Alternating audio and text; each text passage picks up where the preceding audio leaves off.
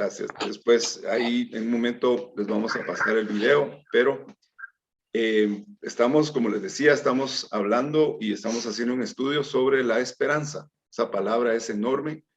Hemos estado ya hablando de esta palabra durante 2 semanas y pues vamos a hacer un repaso rápido.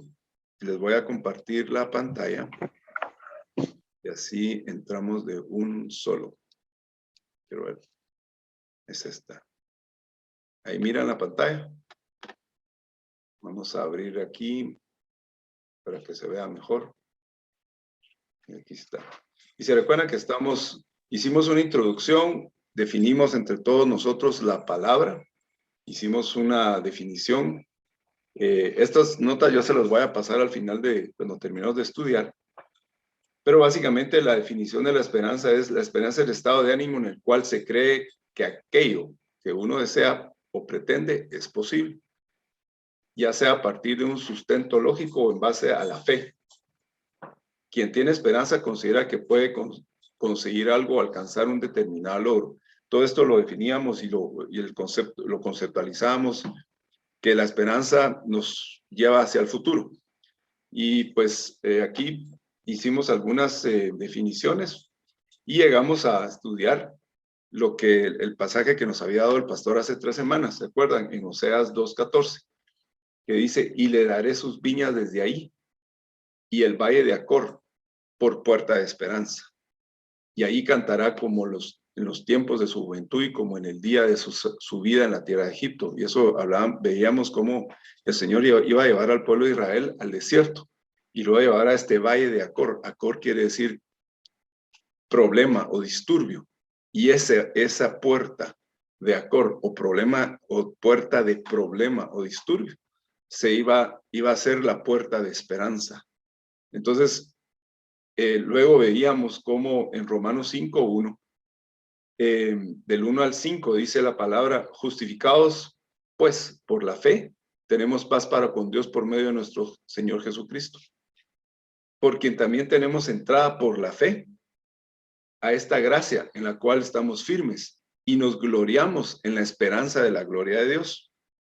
Y no solo esto, sino que también nos gloriamos en las tribulaciones, sabiendo que la tribulación produce paciencia, y la paciencia prueba, y la prueba esperanza, y la esperanza no avergüenza, porque el amor de Dios ha sido derramado en nuestros corazones por el Espíritu Santo que nos es dado. Y se recuerda cómo el pastor ha estado enseñando de la profundidad del amor del Señor. Y ha sido impresionante, pero sabiendo que a veces estamos en diferentes pruebas o diversas pruebas, eso también es parte del amor de Dios, porque el pastor nos ha estado enseñando que nada se escapa del amor de Dios. Entonces, aquí este pasaje de Romanos nos está diciendo que somos justificados, y esa palabra justificados quiere decir que el Señor nos hace inocentes por la fe, y por esa fe tenemos paz para con Dios por medio de nuestro Señor Jesucristo. Y decimos que tenemos entrada por la fe a esa gracia. Y dice después, nos gloriamos. Esa palabra gloriarnos también quiere decir jactarse o regocijarse. Y a veces esa palabra jactarse pues es en el sentido positivo. Quiere decir que uno anda tranquilo y seguro de esas promesas, de eso que creemos. Entonces andamos dando por sentado lo que el Señor nos está mostrando. Eso es la fe. Pero aquí nos dice, sino también nos gloriamos en las tribulaciones. Y miren qué interesante cómo une la fe con la tribulación. Ese es el valle de Acor. Y dice, nos gloriamos en las tribulaciones sabiendo que la tribulación produce paciencia. Y la paciencia prueba, y la prueba esperanza. Y aquí se acuerdan que estudiamos también la palabra vergüenza. Dice, y la esperanza no avergüenza.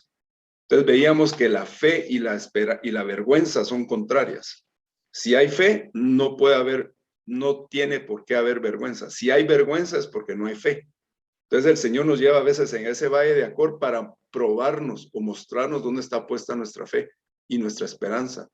Y normalmente a veces tenemos nuestra fe o nuestra esperanza en cosas que no vienen de Dios. Por ejemplo, una carrera, un trabajo, dinero en el banco, una herencia o una persona de la cual dependemos. Entonces a veces el Señor se encarga de llevarnos a esos momentos donde nos quitan esas cosas y a veces ahí es donde empiezan los disturbios y los problemas. Y ahí es donde el Señor nos muestra dónde está puesta nuestra fe o nuestra esperanza. Y el Señor lo que quiere es corregirnos. ¿Para qué? Para que podamos volver a alabar al Señor como en los días de nuestra juventud, dice. Entonces, también estudiábamos la palabra fe, porque tiene que ver, está ligada, íntimamente ligada con la esperanza. Y decíamos que la fe es la sustancia de las cosas que se esperan, la demostración de lo que no se ve. Y esta palabra en inglés pues dice, la sustancia es la esencia de las cosas que se esperan pensando en el futuro. Y en la King James se dice, esa palabra demostración también quiere decir convicción o evidencia. Por las cosas de la evidencia de las cosas que no se ven. Entonces veíamos que esa sustancia de las cosas que esperamos, según Hebreos 1:2, es el Señor Jesucristo. Bueno, en el 3 dice, perdón, se los voy a leer para ir más rapidito. Dice, el cual siendo el resplandor de su gloria, la imagen misma de su sustancia y quien sustenta todas las cosas por la palabra de su poder, habiendo hecho la expiación de nuestros pecados por sí mismos, se sentó a la diestra de la majestad de las alturas. Y esta palabra imagen quiere decir carácter. La palabra griega es carácter, que significa la esencia, la figura o la demostración de lo que es Dios, ¿verdad? Y es la misma, dice, y sustancia quiere decir persona. La palabra es hipostasis, pero también significa o se traduce persona. Es la esencia, es la sustancia. Jesús es la esencia de la persona de Dios Padre. Y esa sustancia, hermanos, cuando nosotros decimos que tenemos fe, es porque esa sustancia, es la esencia, está en nosotros. Cuando viene dice la palabra de su poder, esa sustancia está en nosotros y nosotros ya podemos ser, ¿qué decíamos? La evidencia de esa fe, de las cosas que no se ven. Nosotros somos la evidencia de las cosas que no se ven o la esencia de lo que se espera. Entonces, imagínense la responsabilidad que tenemos. Cuando nosotros decimos que creemos en Jesús, entonces nos quiere decir que nosotros ya tenemos esa esencia en nosotros y nosotros tenemos que evidenciar lo que está en nosotros. Entonces, es bien importante cuando estamos en diversas pruebas, que la pregunta es, ¿qué evidenciamos? Y a veces yo les decía, yo no estoy muy orgulloso de eso porque no he evidenciado aún todo lo que el Señor ha puesto en teoría en mí, o lo que por lo menos ya sabemos. Entonces el Señor nos lleva a ese valle de Acor para ponernos en una situación de problema o disturbio y ahí mostrarnos dónde está puesta nuestra fe o nuestra esperanza. Y ahí es donde hablábamos que venían las dificultades. Y ahí es donde el Señor empieza a probarnos, ¿verdad? En Hebreos 12:1 dice, por tanto nosotros también, teniendo en derredor nuestro tan grande nube de testigos, despojémonos de todo peso y del pecado que nos asedia. El pecado, cuando nosotros tenemos pecado, también el pecado nos lleva a la vergüenza, ¿verdad? Y ahí es donde empezamos a perder la fe o nos apartamos de Dios. El pecado que nos asedia, corramos con paciencia la carrera que tenemos por delante.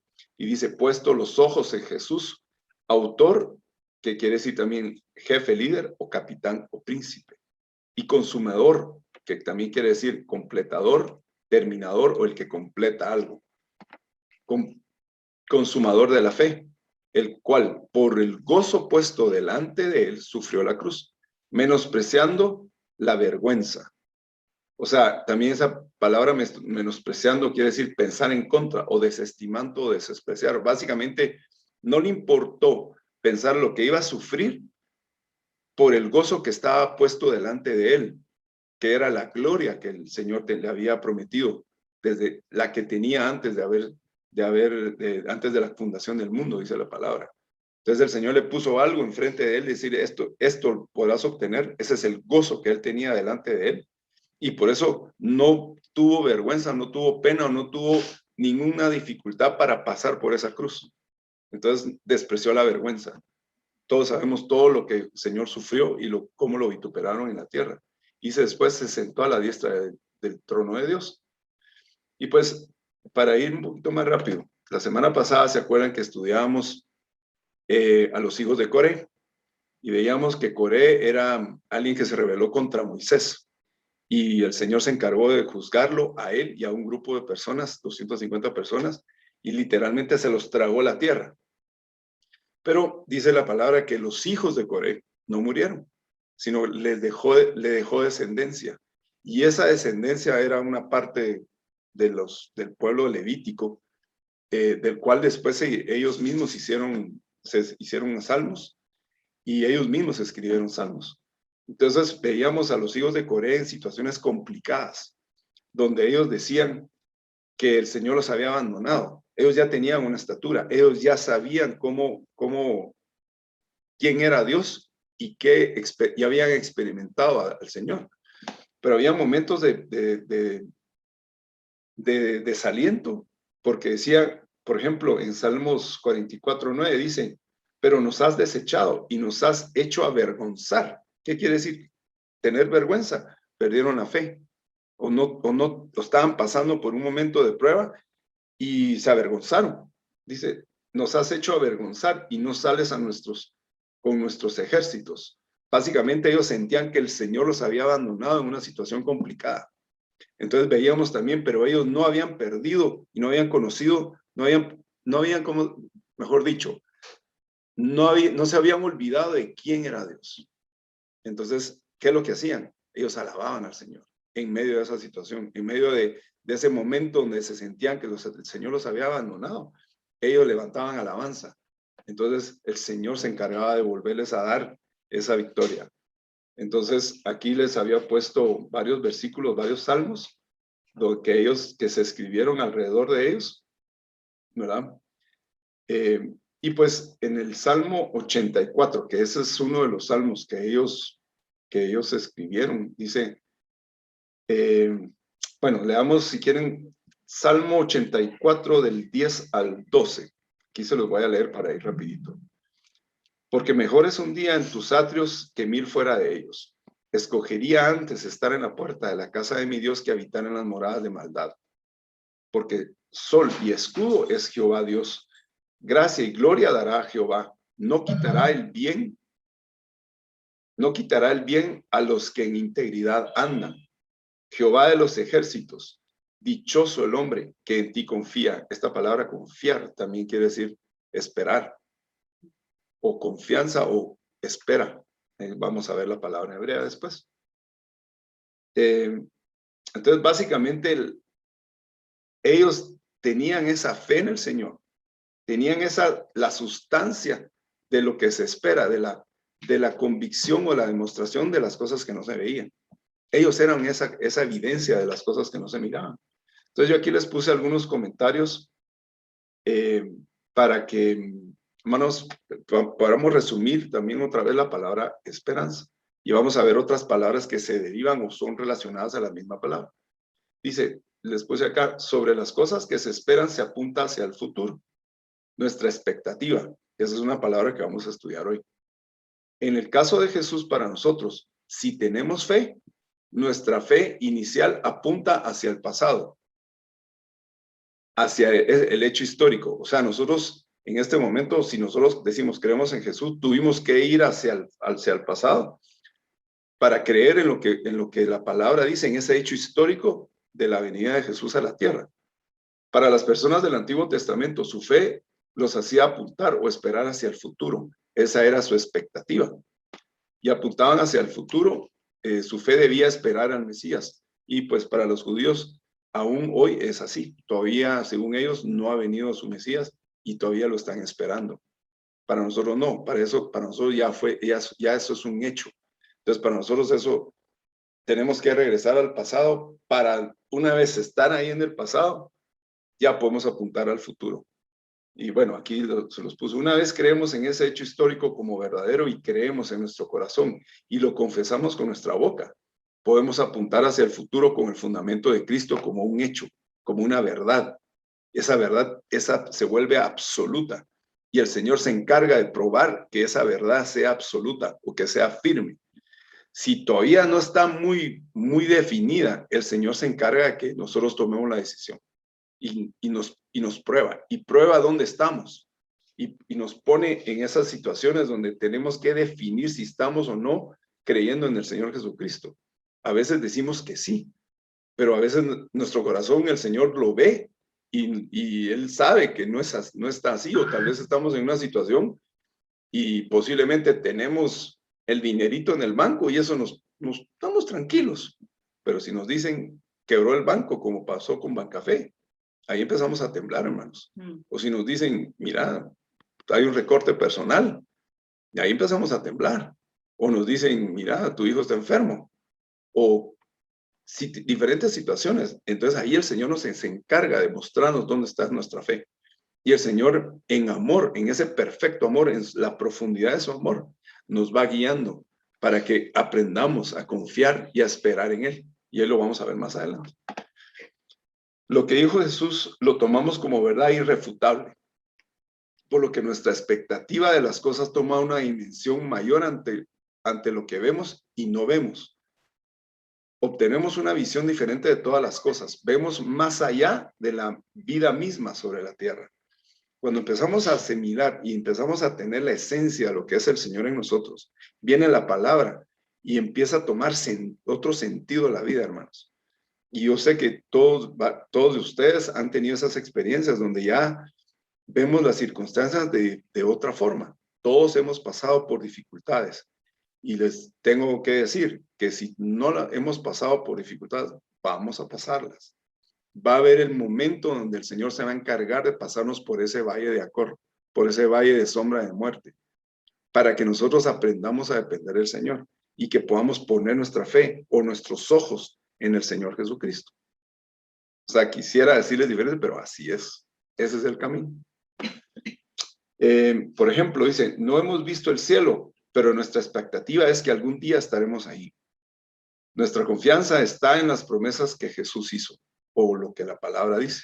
Hablamos entre nosotros con seguridad, confiando que así como lo menciona la Biblia, así es. Ese es nuestro amén.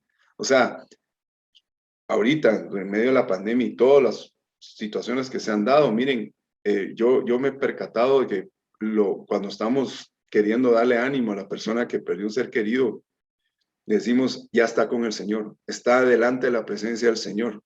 ¿Qué nos dice, qué nos hace decir eso, hermanos?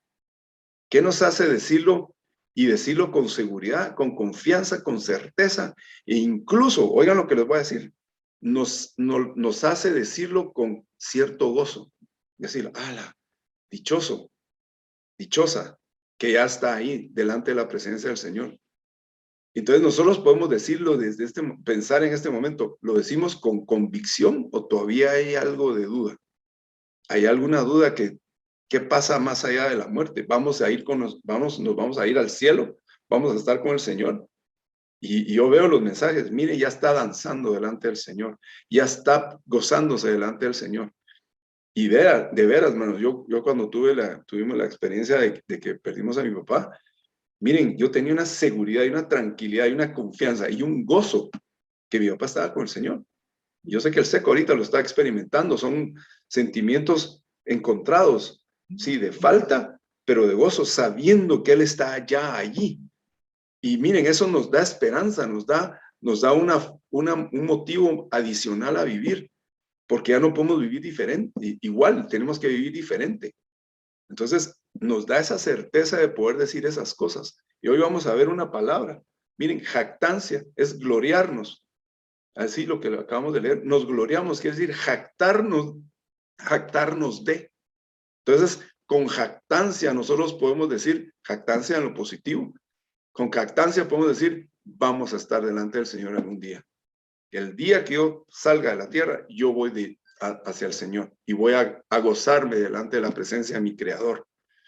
Y miren, a mí me da gozo cuando yo veo que ¿cómo es que dice? El Señor estima la muerte de sus santos. Pues así dice Álvaro, corríjame, por favor, si estoy diciéndolo mal.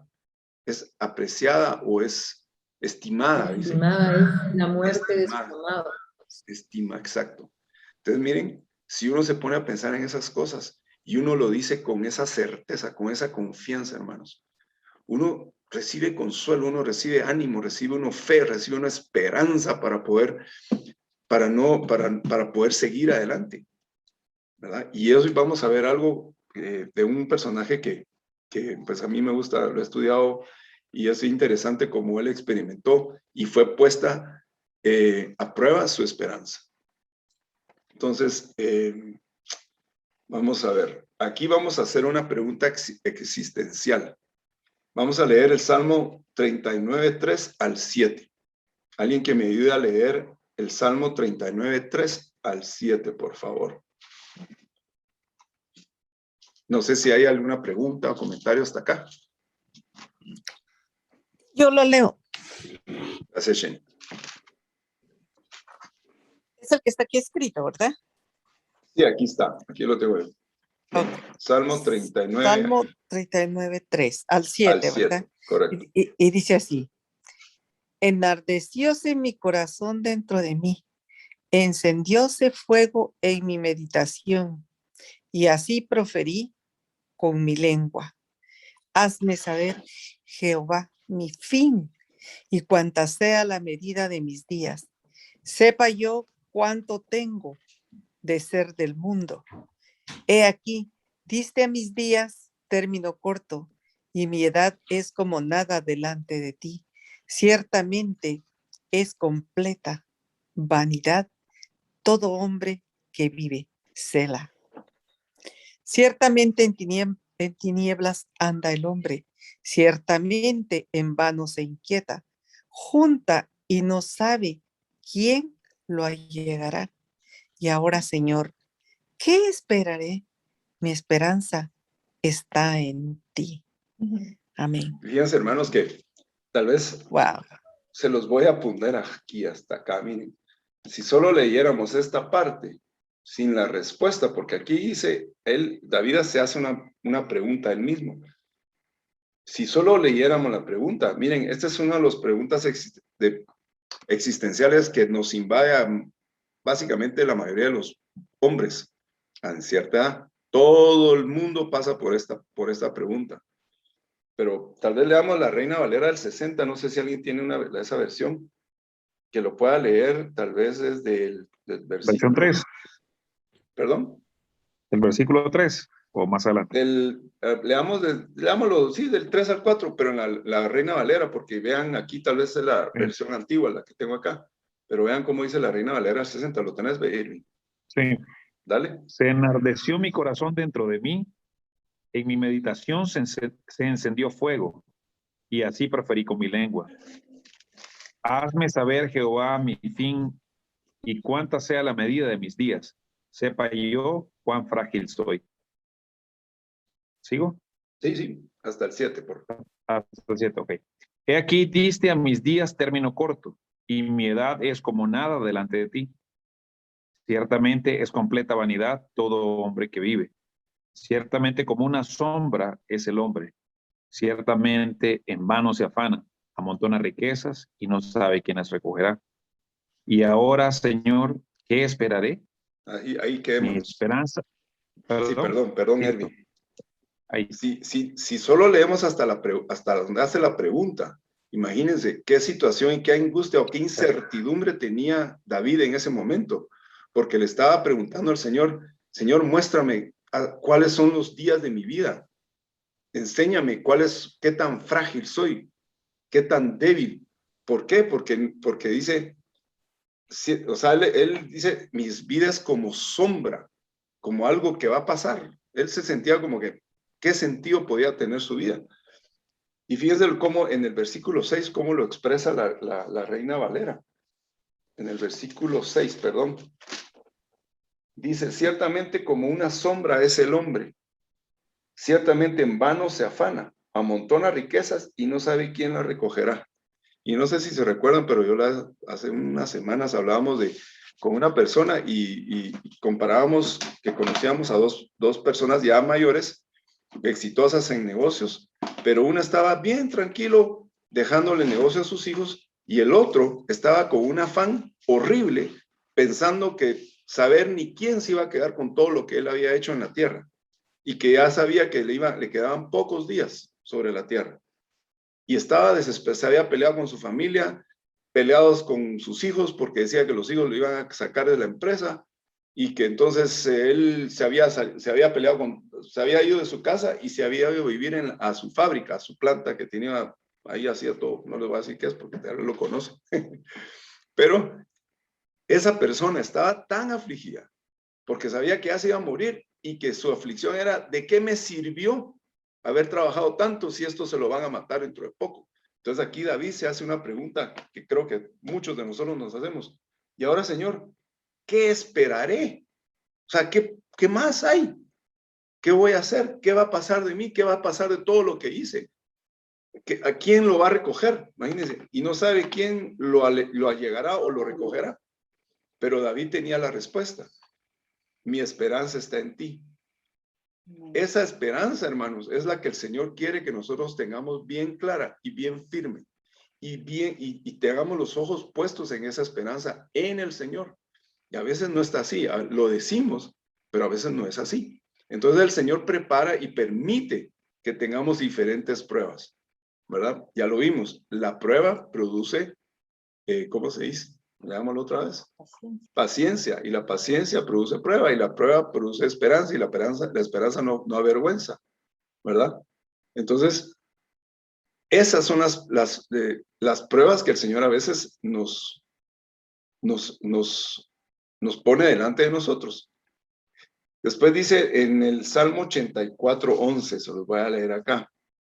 Porque sol y escudo es Jehová Dios, gracia y gloria dará Jehová. No quitará el bien a los que en integridad andan. Jehová de los ejércitos, dichoso el hombre que en ti confía.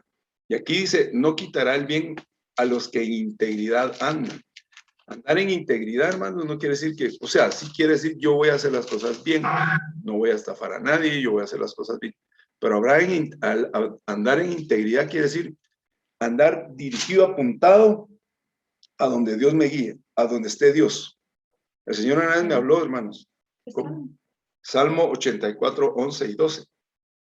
Una vez estaba en una cafetería y yo estaba estudiando la palabra y me enseñó cómo había andado Abraham delante de él.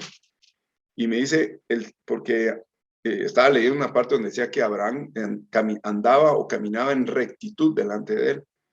Y el Señor me reveló ahí la palabra. Yo iba de regreso caminando de la cafetería a la oficina. Y me dice, andar en rectitud no quiere decir andar en integridad o moralmente bien, sino que andar en rectitud quiere decir, yo voy a ir caminando hacia donde está el Señor. No importa qué pase enfrente mío, yo voy a ir a donde está el Señor. En rectitud, o sea, en la dirección hacia el Señor. Eso es andar en integridad, eso es andar a ir hacia el Señor. Caminar con el Señor es caminar, no junto, sí, junto a la par, pero junto con Él, pero dirigiéndome hacia donde está Él, como dice la palabra, siguiendo al Cordero por donde Él vaya. Y el Señor nos lleva por pruebas, por valles, por desiertos, por pozos, por aguas tormentosas. ¿Por qué? Porque acuérdense que estudiábamos, la palabra que pone en nosotros regresa al Señor y no regresa vacía, regresa con nosotros, pero regresa por medio de pruebas, porque esa palabra tiene que ser probada. La palabra dice, la Biblia dice que es palabra crisolada, tiene que ser pasada por fuego. Y esa palabra que está en nosotros tiene que pasar por fuego. Pero el Señor lo hace para que nosotros podamos aprender dónde está nuestra fe y corregir el camino, corregir nuestra puntería. Si nosotros estamos desviados, el Señor está aquí, nos pone en línea otra vez con el Señor. Amén. Y sí, a veces duele, hermanos. Hoy vamos a estudiar rápidamente y tal vez no nos vamos a detener mucho ahí. Vamos a estudiar, tal vez vamos a comenzar porque no sé si nos va a dar tiempo hoy, pero vamos a estudiar a Ezequías. No sé si alguien me puede ayudar a leer Segunda de Reyes 18 del 1 al 5. Y ahí vamos a empezar a estudiar hoy. Y van a ver qué interesante. Ezequías ya lo habíamos estudiado, pero a mí es uno de los personajes que me gusta mucho porque él experimentó un montón de cosas. Para mí, él tenía un temperamento sanguíneo, porque le gustaba la pompa, le gustaba recibir gente, enseñarle lo que tenía y todas las cosas.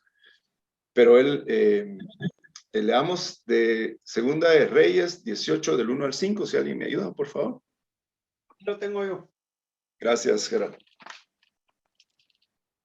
En el tercer año de Oseas, hijo de Ela, rey de Israel, comenzó a reinar Ezequías, hijo de Acaz, rey de Judá. Cuando comenzó a reinar era de 25 años y reinó en Jerusalén 29 años. El nombre de su madre fue Abi, hija de Zacarías. Hizo lo recto ante los ojos de Jehová, conforme a todas las cosas que había hecho David, su padre. Él quitó los lugares altos y quebró las imágenes y cortó los símbolos de acera e hizo pedazos la serpiente de bronce que había hecho Moisés. Porque hasta entonces le quemaban incienso los hijos de Israel y la llamó Nehustán. En Jehová Dios de Israel puso su esperanza, ni después ni antes de él hubo otro como él, entre todos los reyes de Judá. Imagínense. O sea, impresionante que haya dicho, que diga la Biblia que antes de él o después de él no ha habido o no hubo rey como él. O sea, él es descendiente de David. Entonces, imagínense, su ejemplo para él fue David, porque él fue, creo que fue nieto de él. La cosa es que, imagínense, para que el Señor, o sea, la Biblia diga que no ha habido, él hizo lo recto delante del Señor y no hubo rey antes o después de él como él. Pero por eso les quería decir, puso en Jehová su esperanza. Entonces, él sabía quién era el Señor. Él ya había tenido experiencias con el Señor. Miren, se había encargado de quitar todos los ídolos de Israel, de Judá. Él no era rey de Israel, él era rey de Judá, porque otro Oseas era el rey de Israel. Y para hacerles corta la historia, ustedes lo pueden leer ahí en los siguientes pasajes. Vino el rey de Asiria y empezó a conquistar la tierra, ¿verdad? Y si ustedes leen después ahí, a partir del 9, van a leer que Oseas era el rey de Israel y Oseas no hizo bien delante del Señor. Y este rey de Asiria lo conquistó. La cosa es que viene el rey de Asiria y y empieza a tomar las ciudades de Judá y básicamente empieza a conquistarlo todo y llega delante de Ezequías y él le hace una petición. Si ustedes lo buscan, básicamente le pide 2,000 hombres y le dice: yo te voy a dar 2,000 caballos y tú dame 2,000 hombres. ¿Por qué? Porque él quería que lo apoyara a él en una guerra, en sus guerras. Entonces Ezequías le dice: no, te doy dinero con tal de que tú te vayas, déjame, pero te doy dinero. Y el rey de Asiria le dice: ok, dame dinero, y le pone ahí una cuota. Era tanta el dinero que estaba pidiendo que va Ezequías a tomar del oro que estaba y la plata que estaba en el templo. Entonces, básicamente le da todas esas cosas que estaban en el templo, en el templo del Señor, y se lo entrega. Pero no se queda así, sino que viene y él envía, este rey de Asiria envía un mensajero y básicamente le dice: mira, pero bueno, mejor, ¿saben qué? Leamos, saltémonos Segunda de Reyes 18, 19. Y aquí les quiero mostrar, hermanos, que cómo es que el Señor nos pone en una situación complicada, cómo nos lleva a esas situaciones difíciles y cómo viene el enemigo a probarnos de nuestra esperanza, a probar de nuestra fe, y cómo es que empieza a hablarnos. Así este enemigo, este mensajero del rey de Asiria, le empieza a hablar a Ezequías y al pueblo de Israel. Y aquí vamos a ver vean cómo, pongan atención cómo son cómo es la forma como este enemigo habla. Alguien que me ayude a leer desde el 19. Bueno, si quieren leamos desde hasta el 21, por favor. Oh, no, perdón, hasta el 22. Leamos hasta el 22, por favor. Alguien que me ayude. Desde el 18 al 22, y vean cómo habla el enemigo y cómo le habló a Ezequías. Alguien que me ayude.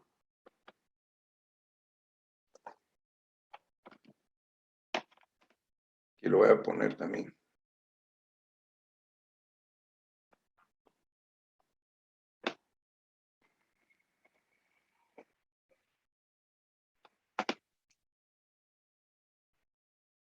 Aquí lo tengo de este lado si lo quieren leer acá.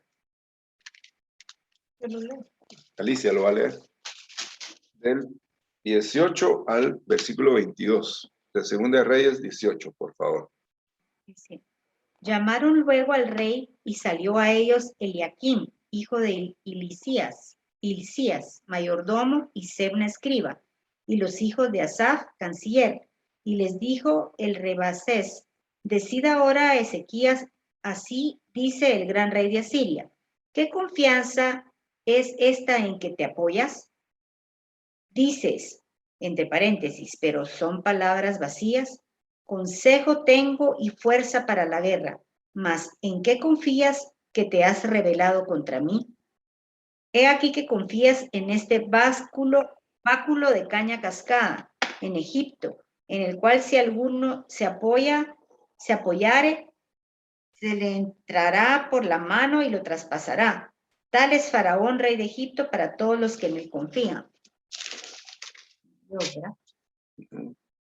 Y si me decís, nosotros confiamos en Jehová nuestro Dios, ¿no es este aquel cuyos lugares altos y altares ha quitado Ezequías y ha dicho a Judá y a Jerusalén, delante de este altar adoraréis en Jerusalén? ¿Hasta ahí? Del 22. Ya, leí. 22. Y si me dicen nosotros. Ajá. Bueno, esto es para comenzar. Vean cómo viene el Rabsacés, que es un mensajero del rey de Asiria. Rabsacés es básicamente el copero. Era un funcionario del rey de Asiria y era el de los jefes. El copero en ese entonces eran los que probaban las copas del rey, a ver si no estaban envenenadas, pero tenía una posición muy importante ante los reyes. Pero vean cómo se expresa. Volvamos a leer otra vez el 19. Dice, y les dijo Rabsacés, decida ahora a Ezequías, así que dice el gran rey de Asiria, así es como dice, es el mensaje del rey de Asiria. ¿Qué confianza es esta en que te apoyas? O sea, ¿cuál es tu confianza? ¿En qué te estás apoyando? ¿Cuál es tu fe? ¿O cuál es esta tu fe? Y vean cómo lo empieza a probar. Y dices, pero son palabras vacías. Ahí empieza a probar su esperanza, a probar su fe. Porque nosotros a veces hablamos con esa jactancia y nos decimos, sí, el Señor va a hacer. Y de repente viene el enemigo. Estas son palabras vacías. Empieza a meter dardos en el enemigo como para que empezamos a dudar y empecemos a cuestionarnos realmente de lo que las promesas que nos ha dado el Señor. Y el enemigo empieza a venir así con esos dardos. Tal vez no es tan explícito como lo estamos leyendo, pero vienen esos dardos, hermanos. Consejo tengo y fuerza para la guerra. Ese es el rey de Asiria. Y miren lo fuerte que soy. Miren todo lo que he conquistado y lo van a ver más adelante. Mas, ¿en qué confías? ¿Qué te has revelado contra mí? O sea, ¿qué es eso que tú tienes que no logro conseguir que hagas mi voluntad? Porque él quería a los hombres de guerra y él quería darle caballos, pero él le dijo, ¿sabes qué? Yo te voy a dar dinero, pero andate aquí, yo no quiero que estés aquí conmigo. Déjame. No, yo quiero los hombres. Entonces, y el otro le decía, no. Entonces, pero ahí van a ver después cómo Ezequías empezó a afligir, empezó a tener esa aflicción, hermanos, que viene cuando viene ese enemigo, un enemigo sumamente poderoso. Estaba conquistando básicamente toda la tierra. Y ya estaba él queriéndole pedir a Ezequías eso, que hiciera su voluntad. Fíjense, dice en el 21, he aquí que confías en este báculo de caña cascada. Imagínense, ese es el báculo de Moisés, que es un pedazo de palo, le dicen, básicamente, en Egipto, en el cual si alguno se apoyare, se le entrará por la mano y la traspasará. Caña cascada es una vara que está quebradiza, que ya tiene como astillas, ¿verdad? Tal es Faraón, rey de Egipto, para todos los que en él confían. O sea, si les dijo, si están confiando todavía en Egipto, donde lo sacó, eso no es nada. Dice, y si me decís, fíjense cómo viene ya más directo, ya va directo a lo que uno va creyendo en más específico. Si me decís, nosotros confiamos en Jehová nuestro Dios, y fíjense cómo empieza a cuestionar el mensajero a Dios. ¿No es aquel cuyos lugares altos y altares ha quitado Ezequías y ha dicho a Judá y a Jerusalén, delante de este altar adoraréis en Jerusalén. O sea, como diciendo, no es este Dios donde Ezequías ha quitado todas esas cosas, todos los altares y todas las cosas donde dice, aquí van a adorar a ese Dios. Definitivamente esta persona no conocía a Jehová, no conocía quién era el Dios de Israel, el Dios de Judá, ¿verdad? Ahora veamos, ahora leamos más adelante. Brinquémonos hasta al 27, y aquí se los voy a leer yo si quieren. Y dice, y el Rabsacés les dijo, me ha enviado mi señor para decir estas palabras a ti y a tu señor, y no a los hombres que están sobre el muro, expuestos a comer su propio estiércol y beber su propia orina con vosotros. Entonces el Rabsacés se puso en pie y clamó a gran voz en lengua de Judá, y habló diciendo, él le está hablando allá ahora al pueblo, oíd la palabra del gran rey, el rey de Asiria. Así ha dicho el rey, no os engañe Ezequías, porque no os podrá librar de mi mano, y no os haga, Ezequías, confiar en Jehová, diciendo, ciertamente nos librará Jehová, y esta ciudad no será entregada en mano del rey de Asiria. Vean cómo viene este hombre y ya no solo le habla a Ezequías, porque tal vez digo a Ezequías no estoy pudiendo hacer mucho. Se va con el pueblo, le dice que no los engañe Ezequías, que no pongan la fe de ustedes en Jehová, pensando que Jehová los va a librar de mi mano. Entonces, ¿qué es lo que pasa, hermanos? A veces tenemos una enfermedad y esa enfermedad nos empieza a bombardear con situaciones donde nos está diciendo, me voy a morir. No voy a salir de esta, ¿verdad? Y nos empiezan a meter cosas en la cabeza y muy, muy sutilmente viene el enemigo y nos empieza a decir, el Señor no te va a librar de esto. El Señor no vas a poder zafarte de esto. Y entonces empezamos a temblar, hermanos. Y tal vez alguien nos había dicho, no, confía en el Señor, confía, tranquilo. Y viene el enemigo y nos empieza a bombardear con esas cosas. Y eso es bien sutil, hermanos. A veces, por eso les digo, no es tan explícito o no es tan así como viniera alguien, como decía el pastor, no es que el diablo se nos ponga enfrente y nos va a decir, no, viene con sutilezas, pero esas sutilezas empiezan a minar nuestra fe, nuestra esperanza. Y a veces nos sentimos como que nos dejaron abandonados, así como los hijos de Coré. Señor, ¿por qué ya no sales delante de nuestros enemigos? Nos has abandonado y ahora estamos pasando vergüenza, ¿verdad? Pero ¿qué pasa? Dice la palabra, Ezequías puso en Jehová su esperanza. Entonces, está pasando una situación complicada, está pasando una situación bien difícil, pero él no dejó de confiar en el Señor. Y aquí quisiera, para ir adelantando y terminar, si ustedes pueden seguir leyendo, ustedes van a ver más todavía de cómo empieza a retar la confianza y la esperanza de Ezequías y del pueblo. Vamos a ver. Ezequías vivió y era contemporáneo de Isaías, y él va a consultarle a Isaías, que era profeta del Señor. Fíjense, en el 19, capítulo 19, el versículo 1, vean cómo el Señor, ahí Ezequías hace lo que tenemos que hacer todo el tiempo, hermano. Dice, cuando el rey Ezequías lo oyó, rasgó sus vestidos y se cubrió de cilicio y entró en la casa de Jehová. Se fue a refugiar delante del Señor. Y envió a Eliaquín, mayordomo de Sebna, escriba, y a los ancianos de los sacerdotes cubiertos de cilicio al profeta Isaías, hijo de Amós, para que le dijesen, así ha dicho Ezequías, este día es día de angustia.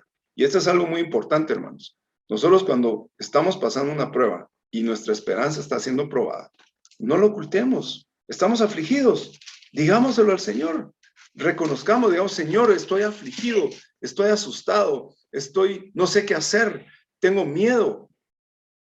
Lo tenemos que confesar, hermanos, porque el Señor ya lo sabe, pero lo que Él quiere es que nosotros, que nosotros mismos lo sepamos y lo entendamos. Y a veces tal vez los hombres somos de los que, ¿y vos cómo vas? Todo bien, todo bien.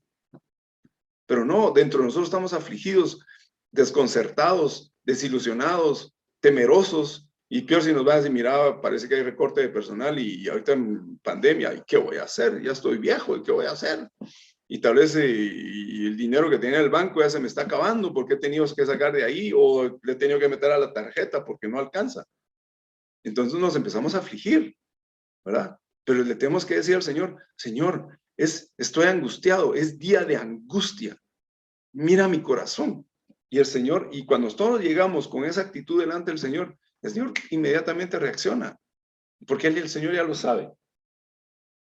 Entonces, vean cómo dice aquí, este es día de angustia, estoy leyendo el 3, de reprensión y de blasfemia, porque los hijos están a punto de nacer y que da a luz no tiene fuerzas, y el que da a luz y la que da a luz no tiene fuerzas. O sea, ya hay muchas mujeres embarazadas y estamos en una situación complicada. Quizá oirá Jehová tu Dios todas las palabras de Rabsacés. Aquí ya le está diciendo todo lo que está pasando al Señor. Y a veces pensamos que el Señor ya lo sabe, pero cuando nosotros empezamos a contarle al Señor nuestro problema, Señor, mira, tengo deudas, tengo este problema con esta persona, tengo esta situación en el trabajo, tengo esto y no sé qué hacer, Señor, ayúdame. Entonces el Señor se empieza lo primero que hace es consolar nuestra alma, consolar nuestro corazón. Y entonces viene, aquí pueden ustedes seguir, pero eso es lo que yo les quería mostrar, cómo Ezequías va delante del profeta, va delante del Señor. Y vamos a ver, aquí quería enseñarles algo más. Bueno, en el 14, vean, brinquémonos al 14, y dice, y tomó Ezequías las cartas de mano de los embajadores, y después que las hubo leído, subió a la casa de Jehová, y las extendió Ezequías delante de Jehová. O sea, básicamente Ezequías le puso todo lo que estaba pasando delante del Señor y lo expuso y se humilló delante del Señor. Y vean esto. Y oró Ezequías en el 15. Y oró Ezequías delante de Jehová, diciendo, Jehová Dios de Israel, que mora entre los querubines, solo tú eres Dios de todos los reinos de la tierra. Perdón, hermanos. Solo tú eres Dios de todos los reinos de la tierra. Tú hiciste el cielo y la tierra. ¿Qué es lo que hace Ezequías?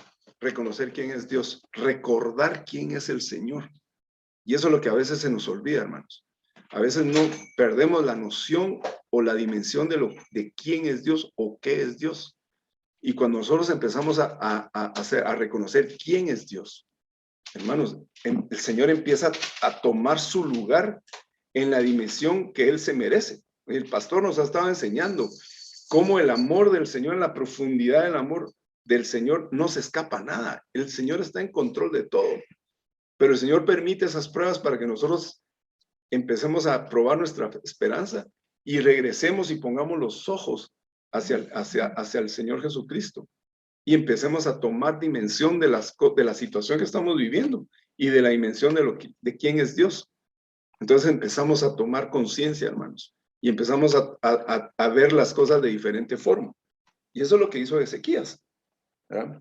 Y dice, inclina, oh Jehová, tu oído, estoy leyendo el 16, y oye, abre, oh Jehová, tus ojos y mira, y oye las palabras de Sennacherib, que ha enviado a blasfemar al Dios viviente, ¿verdad?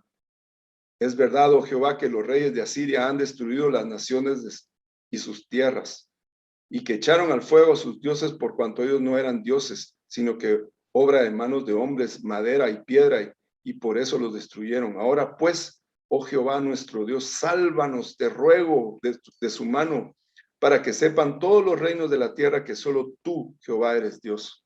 O sea, eso es poner nuestra esperanza en el Señor. ¿Qué quiere decir eso? Regresar al Señor, recordar quién es Él, porque de las experiencias que hemos tenido, hermanos, hablábamos la semana pasada que el pastor nos explicaba que los 4 seres vivientes tenían ojos atrás, en medio y delante. Los ojos detrás nos ayudan a que nosotros veamos atrás para recordar de dónde nos ha traído el Señor. Y cuando nosotros hacemos eso, el Señor vuelve a tomar la dimensión que él se merece.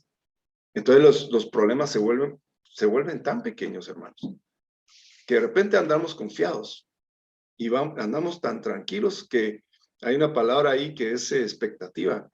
que dice que andan, esa palabra quiere decir como que andan desinteresados, como que, sí, tranquilos. Pero es una paz que el Señor nos da, sin perder la responsabilidad. Pero, sí, ¿me voy a morir? Sí. Sí, algún día me voy a morir. Pero esa palabra es prohibida decir en el mundo, hermanos. Más si tenemos una familia joven. Uy, ¿qué va a hacer mi familia de mí? ¿Verdad? Pero en estos tiempos así está la situación. Es bien difícil y el Señor está permitiendo todas estas cosas.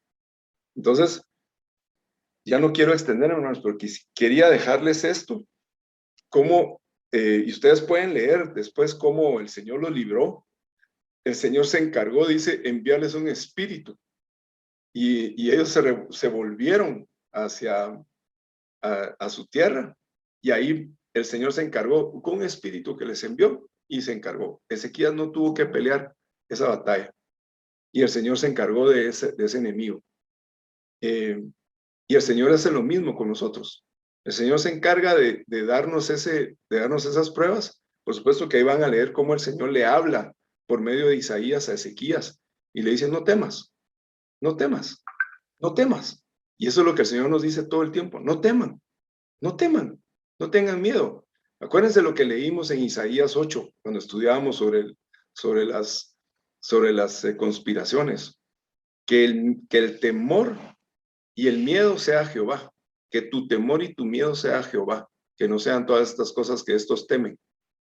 Entonces el Señor tiene que hacerlo todo y el Señor permite estas situaciones para que encontremos nuevo y pongamos nuestros ojos en la fe o nuestros ojos en Jesús, que es la esencia de las cosas que esperamos.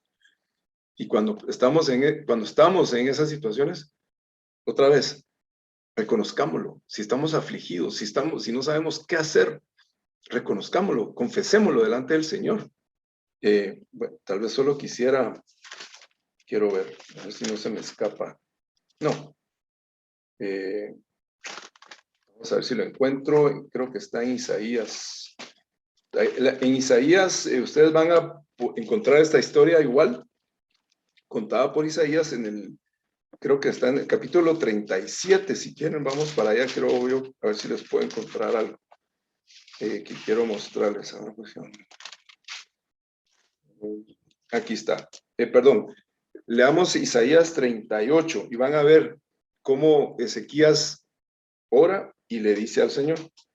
Isaías 38 del 17 al 20. Les voy a leer aquí rapidito ese pasaje. Isaías 38 del 17 al 20. Dice, he aquí amargura grande me sobrevino en la paz, mas a ti agradó librar mi alma del hoyo de corrupción, porque echaste tras tus espaldas todos mis pecados, porque el Seol no te exaltará, ni te alabará la muerte, ni los descendientes, ni los que descienden al sepulcro esperarán tu verdad. Y fíjense lo que dice acá en el 19. El que vive, este dará alabanza. Como yo hoy, el Padre hará notoria tu verdad a los hijos. Jehová me salvará, por tanto cantaremos nuestro cántico en la casa de Jehová todos los días de nuestra vida. Y aquí vuelve otra vez a tomar relevancia la alabanza y la bendición y la adoración al Señor. Amén. Entonces, hermanos, cuando estemos afligidos, sí va a haber un momento de aflicción. Guillermo ahí. Va a haber un momento de aflicción, pero tenemos que reconocer que estamos afligidos y en medio de eso reconocer quién es Dios, ver hacia atrás, recordar quién es el Señor. Y cuando nosotros empecemos a recordar y ver quién es el Señor y reconocer lo que es Él, tiene que brotar esa alabanza en nosotros, hermanos, a pesar de que estemos viviendo una situación complicada. Y por eso es que a veces nos ven en la iglesia todo el tiempo brincando puros locos. Pero hemos estado en situaciones complicadas, pero como el pastor Carlos nos ha enseñado, yo no vengo a alabar al Señor aquí como me siento, yo vengo a alabarlo por lo que Él es. Y miren, hermanos, ahí es donde libramos batallas, cuando estamos danzando y cantando y gritando delante del Señor. Miren, el Señor es mi testigo, pero ahí yo he librado batalla, he llegado, no se imaginan. ¿Verdad? Y muchos podrán decir, ay, ese es solo, qué rico, ¿va? No se imaginan, hermanos. Las situaciones que a veces uno tiene que pasar. Cuando el pastor me enseñó eso, hermano, dije, ay, aquí, quítense porque ahí voy. Y yo sé que mi hermana Niki, ya se lo he dicho varias veces, sabe lo que le estoy hablando. ¿Ya? Entonces, hermanos, la alabanza es clave. Miren, los muertos ni el Seol van a alabar ni esperar la verdad del Señor, sino los que viven. Y si el Señor nos ha dado vida y vida en abundancia, tenemos que vivir conforme a esa semilla o esa esencia que el Señor ha sembrado en nuestros corazones. Y así nosotros vamos a hacer evidencia de lo que no se mira. Esa es nuestra fe, esa es nuestra esperanza. Y por esa esperanza vamos a vivir, hermanos. Y el enemigo, aunque venga el enemigo a decirnos quién es ese Dios en el cual ustedes confían, ustedes aleluyas, ¿verdad? Ahorita cada vez se vuelve más difícil todas esas situaciones, hermanos. Ah, ustedes son los antivacunas, porque ahora ya nos relacionan con los antivacunas, ¿verdad? Entonces empiezan a hablar, ah, ustedes son los aleluyas conspiracionistas, ¿verdad? Pero, y viene el enemigo y nos empiezan a retar y nos empieza a bombardear la cabeza, pero nuestra esperanza, hermanos, tiene que estar puesta en Jehová. Y si no es así, digámosle al Señor, Señor, muéstrame, como dijo David, ¿en qué tengo que esperar? He juntado todo esto. Señor, ¿en qué tengo que esperar? Por supuesto, la respuesta es, en ti, Jehová, esperaré. ¿Verdad? Pero a veces vienen las preguntas, hagámoslas y rindámoslas delante del Señor, hermanos. Y el Señor nos va a justificar, nos va a quitar ese pecado, porque por medio de la fe nos vamos a ser justificados por medio del Señor Jesucristo delante del Señor. Y vamos a obtener esa paz que sobreabunda todo entendimiento. Y por eso es que a veces nos ponen como locos, porque estos saben ni qué piensan. No nos entienden, porque el evangelio es como locura para los demás. Pero en nosotros hay paz, hay gozo, hermanos. Y eso solo viene de Dios. Amén. Entonces, dejémoslo por ahí y vamos a parar la grabación.